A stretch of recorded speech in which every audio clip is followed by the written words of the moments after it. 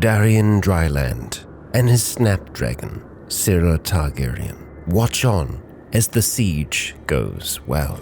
Their soldiers are fed, and so too is their dragon. For the first time, Sarah had tasted combat. For the first time, she had felt the power of her blood. Hundreds turned to scorched flesh or ash upon the snow. Yet Dreamfire remained behind the siege lines. Territory destroyed by a dragon was no good. The same could be said for the people of that land. Armies, however, were fair game, and the current war bolstered their belief that Sarah might reclaim her daughter yet. But she remained further to the north, in the verdant valley of the Thames. The territory that they controlled was well defended, and their many allies assured them that defense. Yet both Darien and Sarah dreamed that their actions here might strike fear into some of those allies. A dragon could not be fought conventionally, and this one had already proven herself. While the siege had been successful thus far, it would still take many months before they starved the fortification out. Chieftain Gavin's earlier cowardice had cost them time and resources. Yet Darien did feel for the man. This was a defensive war after all. Chieftain Gorn of Duskrammer had been raving Forktop for captives. Surely Gorn did not expect a dragon would descend upon them. Darien's fame had stretched far and wide, his tale told throughout the Seven Kingdoms, and now beyond the wall. As he traveled, it would only increase further. With an estimated 3 months left of the siege, more good news found Darien. Sarah had given birth to his second son, a child she sought to call Jamie. Her strength was admirable. A pregnancy beyond the wall is no small feat, and so it was. On the 26th of First Moon 89 AC, Jamie Dryland joined the band. Finally, the end was in sight. With no more than a week's supply left, this war was sure to come to a close. And so it was. On the 9th of Fifth Moon, the defensive war led by Chieftain Gavin of Forktop had overcome the raiders of Chieftain Gorn. Darien had earned an additional 57 gold for his trouble and a fair share of prestige. Their work here was done. While the band had swollen to a good size, Darien was still in need of more men. Thus favor and gold would be sought. Chieftain Harley required sellswords yet again. It was but a short trip to Axe Lodge, yet precautions would still be taken. The chieftain needs were simple, and Darien and his band would meet them eagerly. Agents were deployed, and a messenger found the good captain coin from Chieftain Gavin, an additional 20 gold for his defense of Forktop. Due to their proficiency, it would not take the band long to enforce the needs of Chieftain Harley, and within a month's time, the deed was done. Coin and provisions well earned. After arriving back in Knuckle Ridge and speaking with his advisors, it was clear to Darien that, in its current state, the camp could not support any more men-at-arms. A change was needed. Proper facilities would be required. And with 254 gold, there were many options. A proving ground would allow Darien to employ a master of arms, yet a roaring campfire could provide similar effects.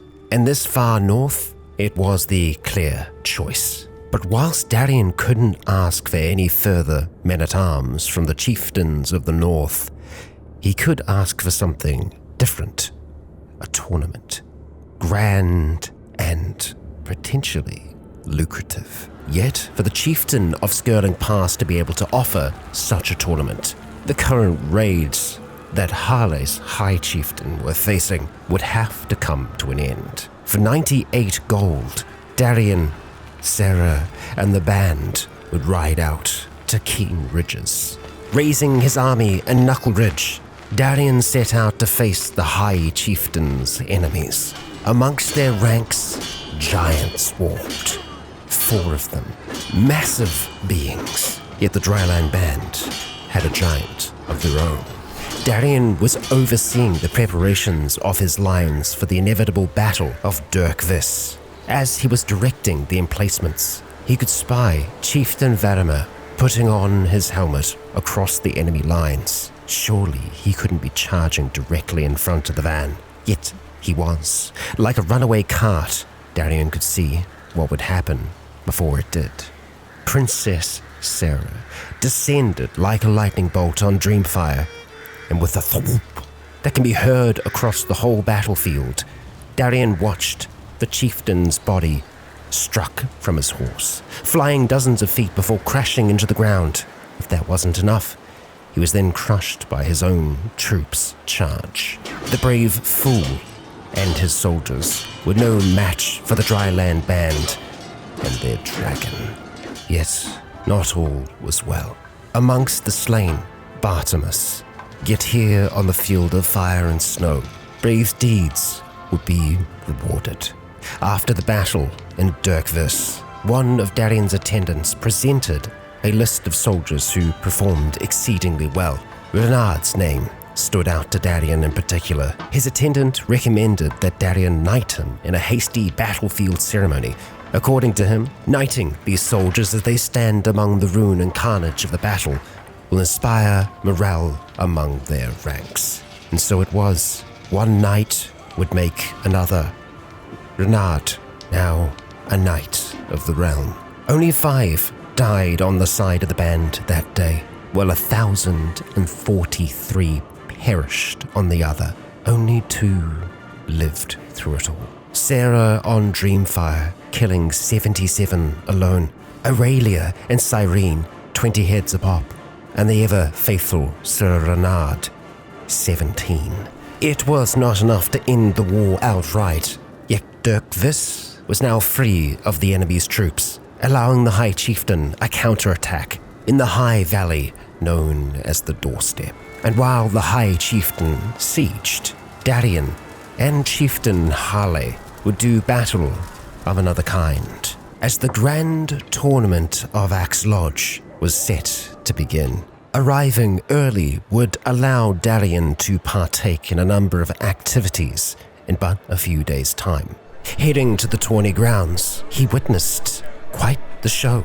Lively noises led Darian to an improvised arena set up by the local peasants, where 2 burly wrestlers were putting on a show.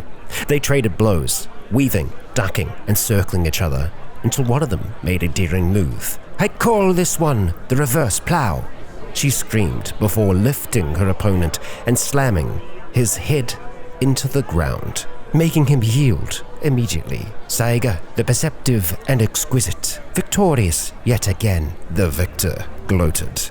If Darian was to study their techniques, he could employ them in his own battles. Next would be a visit to the artisan's quarters. Darian was watching Morna smith the new weapon when he heard a small but noticeable clank, followed by a muttered but curiously breathy curse. Peering through the gloom, he finally spied his wife Sarah crouching behind a small table. Her purpose soon became clear. Her eyes roamed over Morna's sinewy arms as sweat ran in rivulets across the knotted muscles. It was clear that Sarah's flush wasn't just from the heat. Taking a step towards her, that was all it would take. Sarah barely stifled a gasp as the 2 locked eyes, caught red-handed. Darian did have to admit, Sarah's taste was not unfounded. They were very strong arms. After leaving the artisan quarters, a messenger hurriedly approached Sarah, one of her ladies-in-waiting. They spoke to each other in Valyrian, Darian listening eagerly.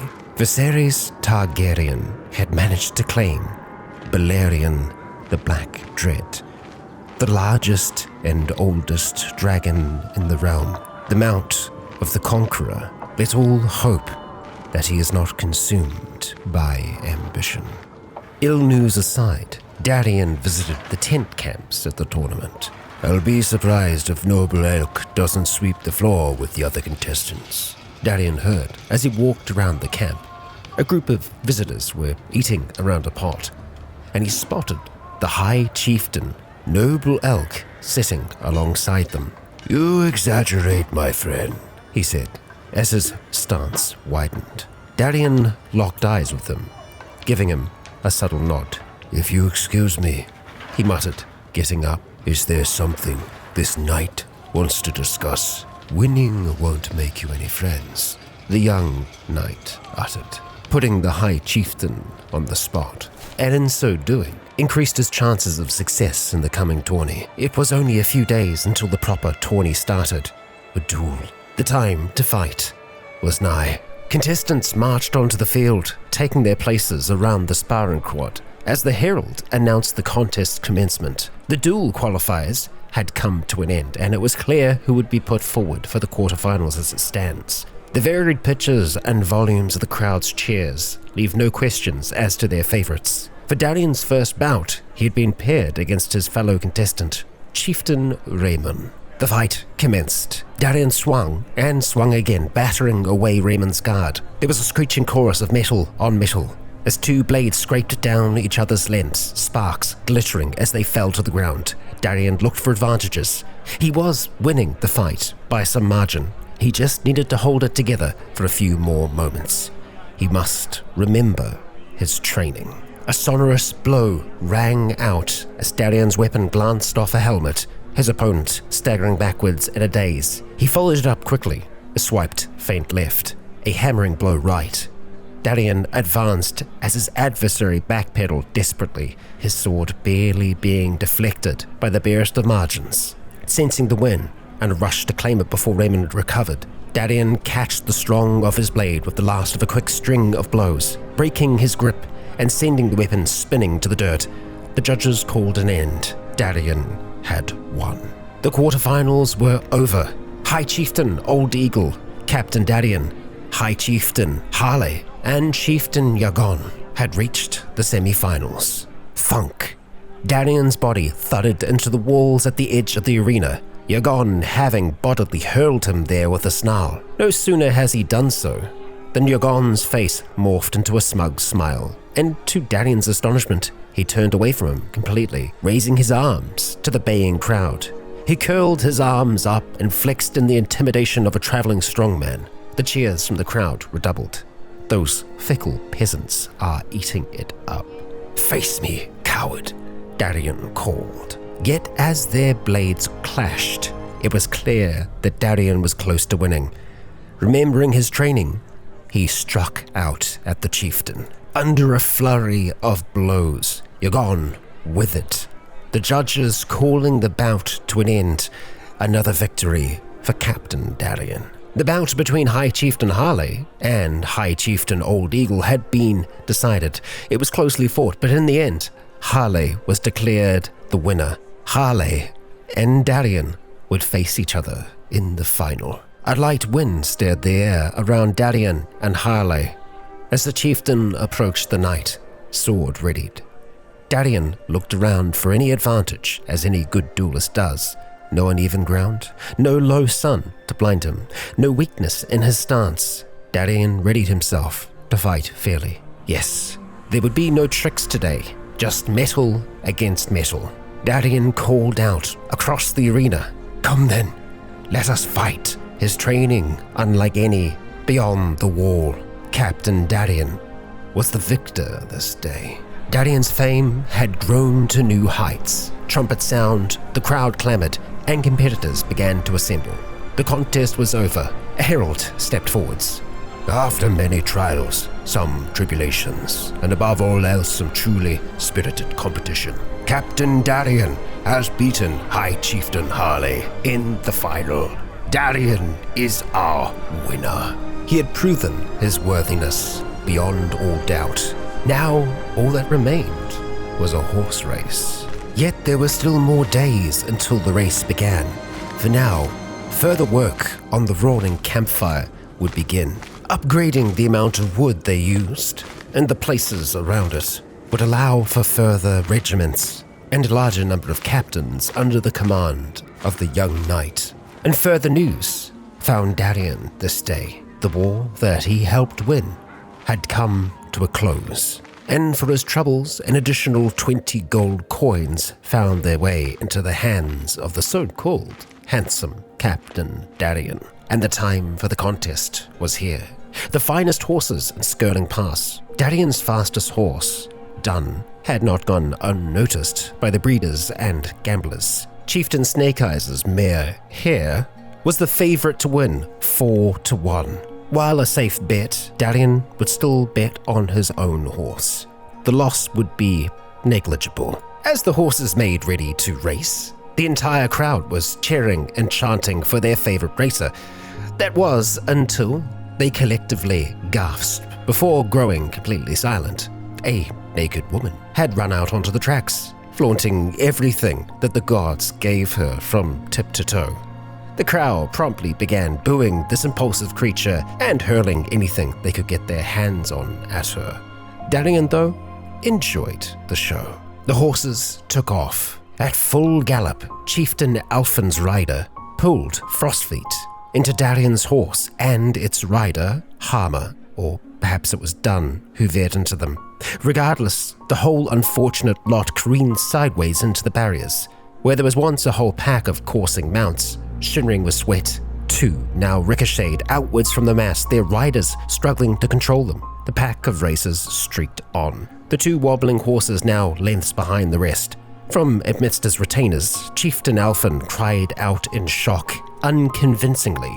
It was certainly a ploy. Darien had been cheated, and he would be sure that the officials would know. Yet Darien's words fell on deaf ears. No one would heed him. Victory was far from certain. The horses continued to thunder around the course, the remaining riders soaring at their steeds' reins to urge them even faster. It had been an eventful race already, yet there was only one more lap to go.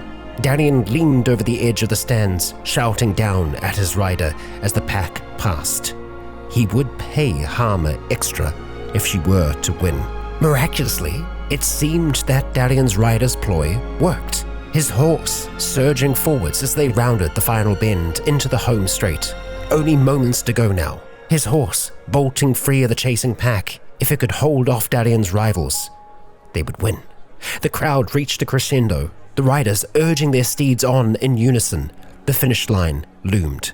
It was time for one more push. Somehow, against all odds, Darien's horse, Dun, crossed the line as the crowd erupted, closely followed by Chieftain Harley's Skull Peaks and High Chieftain Noble Elk's Elder. Darien's choice of horse and rider had proved his worthiness beyond all doubt. The grand tourney had come to its conclusion, with Darien's horse finishing first in the race, and his superiority with the blade had him take home both the prizes. 2 rings. What a great occasion it was. The better of the 2 rings was extravagant and of masterful craftsmanship.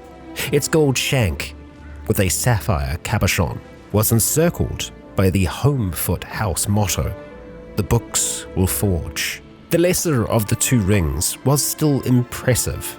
Its brass shank adorned with intricate filigree. It was time to acquire more men, and Chieftain Harley was the first point of contact, increasing the 2nd Regiment of Armored Footmen by another 100 strong. The next lot came from High Chieftain Doss, who was most satisfied from receiving Darien and Sarah's aid, bringing the regiment to 300. Their total numbers now stood just under 1,000, yet there was little work to be found in the area. Darien and the band would move further north, closer to their eventual goal. They were traveling to an area known as the Bow Mounds. While most of the way was marked, there would still be some travel across the icy mountains and frozen hills. Even so, no trouble found them on their trail.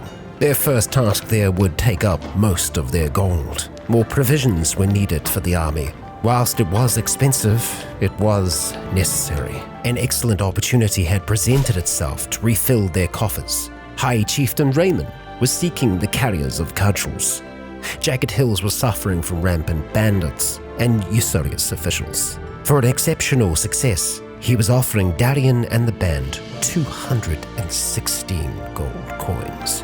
Darien would deal with them, yet their way was not without danger. They marched north to the Spearwood, closer now to that verdant valley of the Thens than ever. Whilst making their way across the frozen landscape, Eldelsi had fallen ill, an illness that both Clement and Darien had seen before. Surely the cure would still work, and sure enough, it did.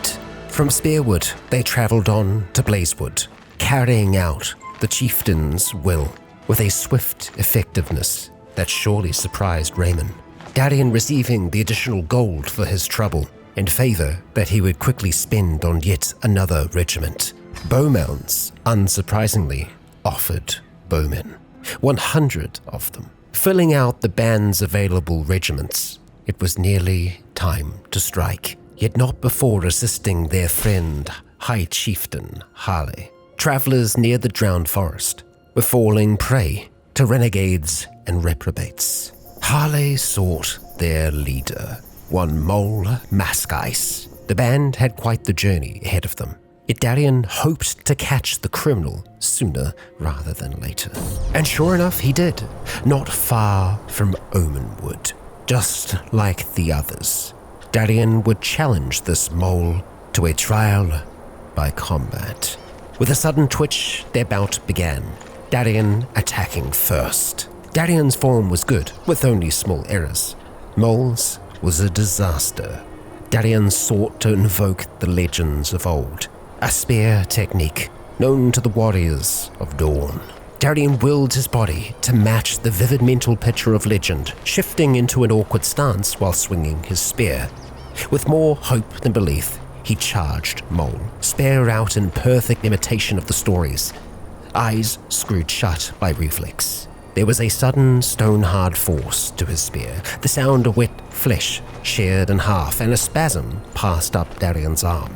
As he opened his eyes, almost certain he would see his own doom, yet he was met by the annihilated neck stump of Mole, fountaining blood into the air with reckless abandon. By the time Darien had located her head, the light from her eyes had long since passed. Swift and effective as ever, the job was done, and the open road awaited Darien and the band. With 368 gold in the band's coffers now, Darien could afford to purchase his own men, filling the regiment of bowmen from Bowmount to 600 strong. It would take time to fill the regiment, and so close to their goal now, both Darien and Sarah decided it was time to reward all that had joined them thus far. Finally, they were all gathered, all supplies prepared, and the fire crackling merrily in their midst. Life on the road can be a hard one. The festivities will be a chance for all in the band to relax and take their minds off of the grinding quest for survival. It was time for the revelry to begin. Yet not long into the revelry, their festivities were suddenly interrupted. A figure was staggering towards them from the outskirts of the camp, clearly hungry and tired. He told them all his name was Gavin. There was a deep wisdom contained in the eyes of Gavin. Small, fragrant sticks clacked together on his belt as he clasped his palms together in a plea. All I'm asking for is a night's rest and some food, my lord. And I would be in much debt to you for it. There was room for another fighter in Darien's band. While it would cost them more provisions, Gavin would be a welcome addition. There was much to be gained here. Darien's companions sharing tales of war and teaching one another the tricks of their trade. Darien was so deep in conversation that he barely noticed the lack of light. It was only when he had trouble identifying a newcomer to the chat that he spared a look at the fire. Its embers glowed dully. Almost spent, Jonquil shook her head at Darien's quick scanning of the camp. We've used the last of the firewood. We need to get some more. She hopped to her feet, snatching up an axe from nearby and raising an eyebrow at Darien. All right, give that here. It would be faster in the hands of the young knight, and it would keep all warm and content. The band had been staying in the Hornfoot Hills of the Bowmounds for a while now, The locals had been frequenting their camp to trade or simply hang about. Recently, Darian saw a man lingering around longer than the rest, almost as if he was looking for an excuse not to go back to his village, to stay with the band and travel to new lands. There is always work for an able-bodied soul in the camp of Darian Dryland, but should they invite every stray puppy? Today, he mustered enough courage to make a proposition, standing in front of Darian, with these words prepared. There have been lean years and fat years here in the Bowmounds, and I reckon the lean years are coming back. The signs are there for those who can see. Please, I do not wish to die where I was born, to stay here any longer. I humbly ask you to allow me to join your band, my lord. It was a time for growth. Russell would be welcomed into the fold. Yet now the fire sputtered, its embers merely glowing where they once roared. The revelers, likewise, began to drift off towards their sleeping spots. A good time was had by all, but the hour had come to call the entertainment to a close. Yet, what a wonderful revelry it was. The campfire growing in size, and Darian gaining a trove of wisdom from the many stories that were shared around that very campfire.